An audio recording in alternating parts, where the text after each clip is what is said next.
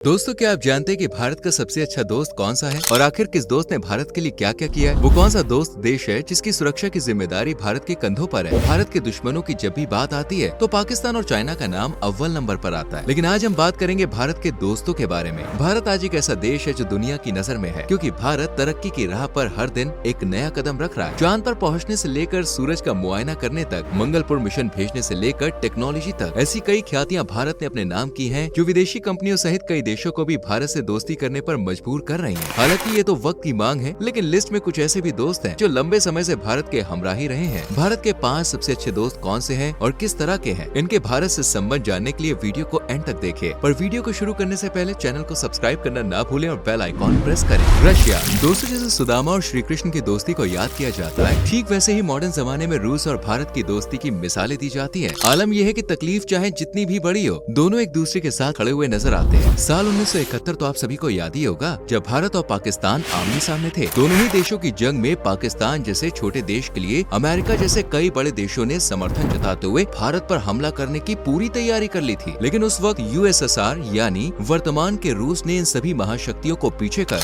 भारत से अपनी दोस्ती निभाई। अमेरिका ने जब पाकिस्तान के समर्थन में बंगाल की खाड़ी में एक टास्क फोर्स का आदेश दिया, तब रूस ने अपनी पावर का इस्तेमाल कर शांति, मैत्री और सहयोग की संधि पर हस्ताक्षर किए। कुछ ऐसे ही वर्तमान में भारत ने भी किया। जब रूस और यूक्रेन की जंग शुरू हुई तो अमेरिका सहित तमाम बड़े देशों ने रूस को कमजोर करने की कोशिश की, उसके खिलाफ यूक्रेन की मदद की। लेकिन भारत ने अपनी दोस्ती का सबूत दिया और रशिया की मदद की। भारत और रूस की दोस्ती को 70 साल से ज्यादा लंबा समय हो चुका है। 70 के दशक में भारत के परमाणु परीक्षणों को यूएसएसआर ने दुनिया के खिलाफ जाकर खुलकर समर्थन दिया। इसी तरह 70 के ही दशक से अब तक इंडियन डिफेंस सिस्टम के बुनियादी ढांचों में रूस का समर्थन रहा है। 1990 में जब यूएसएसआर के टुकड़े हुए थे तो रूस के भारत के साथ दोस्ती के मायने भी बदल गए और दोनों ही देशों ने अलग अलग तरह से अपने रिश्ते को बनाए रखा। आज भारत के डिफेंस सिस्टम में रशिया की छाप बहुत ज्यादा है। मेजॉरिटी ऑफ वेपन्स हमारे डिफेंस सिस्टम में रशियन तकनीक के ही हैं, जिन्हें रिप्लेस करना साल 2 साल का खेल तो बिल्कुल नहीं है। रशिया भारत का सच्चा साथी है और इसी सच्चे साथी की बदौलत भारत चाइना के साथ ब्रिक्स और स्को जैसे ग्रुप्स का भी हिस्सा बना हुआ है। और जिस तरह से भारत अमेरिका और रशिया के बीच दोस्ती को मेंटेन करके रखता है, उसी तरह रूस भी भारत और चाइना यानी दो राइवल कंट्रीज के बीच संवाद का जरिया है और विवाद की स्थिति को कंट्रोल करके रखता है। आज भारत रशिया में इंजीनियरिंग इक्विपमेंट, मशीनरी, चाय, कॉफी, तंबाकू, सी प्रोडक्ट्स, फार्मास्यूटिकल्स जैसी कई जरूरी चीजें एक्सपोर्ट करता है, जबकि रूस भारत को सुखोई जेट, ब्रह्मोस मिसाइल और S-400 मिसाइल सिस्टम जैसी सैन्य ताकत देता है। और ये लेन देन रूस यूक्रेन वॉर के बाद भी जारी है। जापान। जी हाँ, भारत का दूसरा सबसे अच्छा दोस्त है जापान। टेक्नोलॉजी के मामले में जापान आज बहुत आगे निकल चुका है और टेक्नोलॉजी की इस दुनिया में पैर जमाने के लिए कहीं न कहीं जापान को भारत की ही जरूरत है। सेकेंड वर्ल्ड वॉर में ब्रिटिश इंडियन फौज से लड़ने के बावजूद जापान ने भारत के साथ अपने रिश्तों को मजबूत और मधुर बनाए रखा है। 1952 के बाद से ही भारत और जापान की दोस्ती मजबूत है और समय के बदलते पहिए के साथ और गहरी होती चली गई, क्योंकि भारतीय लोहे के दम पर ही जापान टेक्नोलॉजी में इतना कुछ कर पाया है। भारत से जापान को एक्सपोर्ट की जाने वाली चीजों में समुद्री उत्पाद, काजू, मसाले, R&D का तेल, खाने का तेल, चाय, जूस जैसी कई चीजें एक्सपोर्ट करता है, जबकि scrap, clothing, iron and steel products, machinery, chemical products, petroleum products जैसी कई चीजों को इंपोर्ट करता है। दोनों ही देशों के बीच लेन देन का ये सिलसिला लंबे समय से चला आ रहा है। जापान ने भारत में 1037 करोड़ से भी ज्यादा का इन्वेस्टमेंट किया है। Suzuki, Sony, Toyota, Yamaha, Canon, Honda जैसी तमाम जापानीज कंपनी है जिनकी भारत में डिमांड सबसे ज्यादा है और इन कंपनीज की बदौलत इंडियन मार्केट से जापान को अच्छा खासा मुनाफा होता है। भारत में मेट्रो का सपना अब धीरे धीरे करके पूरा होता जा रहा है। कई शहरों में मेट्रो शुरू हो चुकी है, हालांकि कई शहरों राज्यों में ये पहले से ही थी। आपको बता दें, भारतीय पटरियों पर दौड़ने वाली मेट्रो जापान की ही देन है। दोनों ही देशों के बीच शिंजू मैत्री जैसी कई और भी एक्सरसाइज होती है, ताकि समय आने पर अगर कोई दुश्मन आंख उठाकर देखे तो दोनों ही देशों के मिलिट्री पावर उसे धूल चटा सके। संयुक्त अरब अमीरात यूएई। वेस्टर्न एशिया में बसा यूएई भी दोस्तों भारत के सबसे अच्छे दोस्तों में गिना जाता है। यूएई एक मुस्लिम कंट्री है जहाँ के कानून से लेकर रहन सहन तक सब कुछ मुस्लिम कानून के हिसाब से होता है, जबकि भारत एक हिंदू कंट्री है। इसके बाद भी संयुक्त अरब अमीरात के रिश्ते भारत के साथ मजबूत और बहुत अच्छे हैं। यूएई दोस्तों आज एक विकसित देश है जो पेट्रोलियम और नेचुरल गैस के प्रोडक्शन, एक्सपोर्ट में काफी आगे है और देश की कमाई का मेन सोर्स पेट्रोलियम और नेचुरल गैस भी है। हालांकि अब यूएई में टूरिज्म भी आय का एक बड़ा जरिया बन चुका है, जिसे भारत काफी हद तक सपोर्ट करता है। भारत से हर साल यूएई में 50 से 70 लाख के लगभग लोग घूमने के लिए जाते हैं, जिनमें से सबसे ज्यादा लोग पहुंचते हैं दुबई में। इतना ही नहीं, यूएई की इंडस्ट्रीज में, इंफ्रास्ट्रक्चर में भारतीयों का खून पसीना लगा हुआ है। दरअसल भारत से बड़ी संख्या में लोग रोजगार की तलाश में यूएई की तरफ जाते हैं और ये यूएई की कुल आबादी का 38% है। बुर्ज खलीफा से लेकर म्यूजियम ऑफ द फ्यूचर, बुर्ज अल अरब जैसी यूएई की तमाम भव्य इमारतों को बनाने में भारतीय मजदूरों का हाथ है। एक समय था जब यूएई की सरजमीन पर एक भी मंदिर नहीं हुआ करता था, लेकिन भारत से अपनी दोस्ती को पक्का करते हुए अब यूएई ने एक विशाल मंदिर का उद्घाटन भी कर लिया है। और खास बात ये रही कि इस मंदिर का उद्घाटन भारत के ही प्रधानमंत्री के हाथों करवाया गया, जो अपने आप में एक बड़ी बात है। करीब 700 करोड़ रुपए में बन के तैयार हुआ ये यूएई का पहला मंदिर है। आपको बता दें, भारत ने 1972 में संयुक्त अरब अमीरात को मान्यता दी थी। हालांकि 2017 में जाकर दोनों देशों के बीच नए रणनीतिक और इकोनॉमिकल संबंध स्थापित हो पाए। मौजूदा समय में दोनों देशों के बीच सालाना 85 बिलियन डॉलर्स के लगभग का कारोबार हो रहा है, जो बढ़कर 100 बिलियन डॉलर्स होने का अनुमान है। भारत में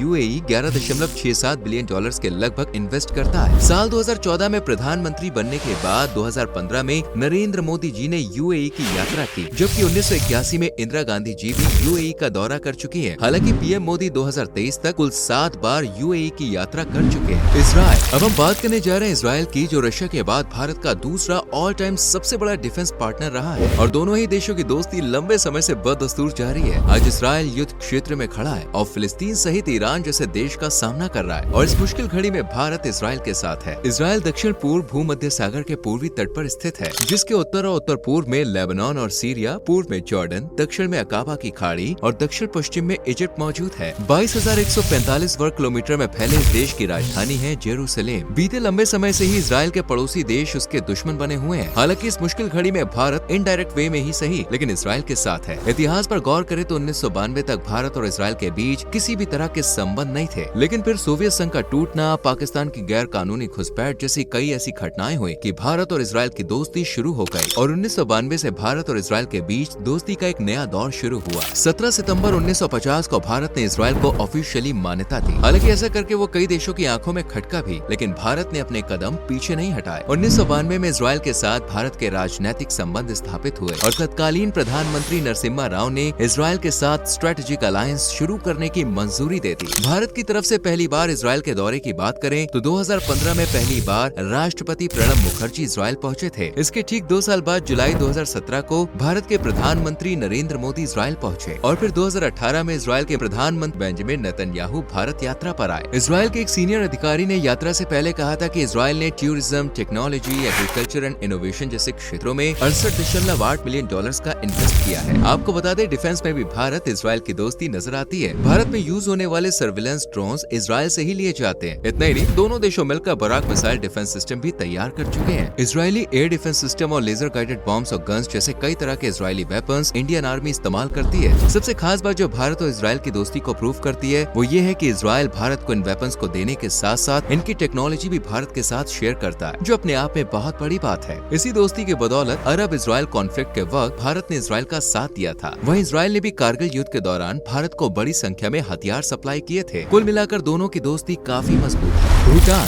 जी हाँ, लिस्ट का आखिरी देश है भूटान, जिसके साथ विश्वास और आपसी समझ पर भारत की दोस्ती टिकी हुई है। हाल ही में भूटान के प्रधानमंत्री Tshering Tobgay Indian Today Conclave में शिरकत करने के लिए आए थे। इस दौरे पर उन्होंने भारत के प्रधानमंत्री नरेंद्र मोदी से भी मुलाकात की थी। वेल दोस्तों, भूटान दक्षिण एशिया के पूर्व हिमालय क्षेत्र में भारत और चीन के बीच मौजूद है। भूटान एक छोटा सा देश है जो शांति और प्राकृतिक सुंदरता के लिए जाना जाता है। भूटान में जाने के लिए भारतीयों को किसी भी तरह के वीजा की जरूरत नहीं पड़ती। भारत और भूटान की दोस्ती सालों से चली आ रही है। भारत के साथ मधुर संबंधों के चलते 1971 में भूटान यूनाइटेड नेशंस का सदस्य देश बनने में सफल हो पाया था, जबकि 1973 में नॉन अलाइनमेंट का सदस्य भी भूटान भारत की ही बदौलत बना। इसके अलावा 1977 में भूटान को एम्बेसी का दर्जा बढ़ाने का काम भी भारत ने किया। भारत और भूटान के इन रिश्तों की शुरुआत 1865 ईस्वी से मानी जाती है, जब दोनों देशों के बीच सिंचुला संधि पर हस्ताक्षर हुए। इसके बाद 1910 में दोनों के बीच पुनखा की संधि हुई। आज के समय में भूटान की सुरक्षा का जिम्मा भारत के कंधों पर है। जी हाँ दोस्तों, भूटान के पास अपनी नेवी या आर्मी नहीं है, बल्कि देश की सीमाओं की सुरक्षा का पूरा जिम्मा भारत का है। और देखा जाए तो इसमें भारत का भी फायदा है, क्योंकि भूटान की सीमा चीन देश से सटी हुई है और अगर भारत भूटान को सुरक्षा नहीं देगा तो चाइना भूटान में घुसपैठ करेगा। ठीक वैसे ही जैसे उसने ताइवान के साथ किया है, वो भूटान को अपने कब्जे में करने की कोशिश करेगा। और अगर ऐसा हुआ तो भूटान के साथ साथ भारत के वेस्ट बंगाल, अरुणाचल प्रदेश जैसे कई हिस्सों पर परेशानी आ सकती है। इसलिए भूटान की सुरक्षा करने से भारत की भी सुरक्षा होती है। हालांकि यहाँ भूटान का भारत के साथ अच्छा व्यवहार भी काम आता है। भारत के साथ भूटान का नरम बिहेवियर भारत के लिए अच्छा संदेश है, जो सालों से बरकरार है और आगे भी यूं ही दोनों देशों की दोस्ती बरकरार रहेगी। तो दोस्तों, ये थे भारत के 5 दोस्त जो उसके लिए समय आने पर कुछ भी कर सकते हैं और भारत भी अपनी दोस्ती का सबूत देने से पीछे नहीं हटेगा। वैसे आपको क्या लगता है, इनमें से भी सबसे अच्छा फ्रेंड कौन सा है जो भारत के साथ कंधे से कंधा मिलाकर खड़ा रहेगा? कमेंट करके बताइए। वीडियो अच्छी लगी हो तो लाइक और शेयर करें एंड चैनल को सब्सक्राइब करके बेल आइकॉन प्रेस करें, जिससे आने वाली वीडियोस मिस ना हो। मिलते हैं आपसे अगली वीडियो में। Till then, bye bye, take care.